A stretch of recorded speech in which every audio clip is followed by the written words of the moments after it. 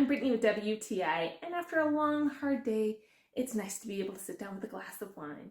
But to get to that de-stress juice, you need a wine bottle opener, and this one is definitely one of my favorites, the Bar Vivo wine bottle opener. The reason why I like it is, as you can see, it is beautiful. I love the natural wood, the feel of the grain, it's so nice and smooth.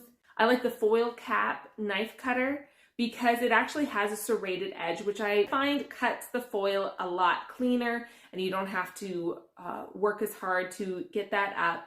I love all of the bolts and hinges on here because you can definitely tell it's very well made. The metal is very sturdy, nothing bends or feels like it's going to fall apart. It is such a high quality wine bottle opener. I really like the double hinge wine key because it adjusts very well to a variety of different types of wine bottles.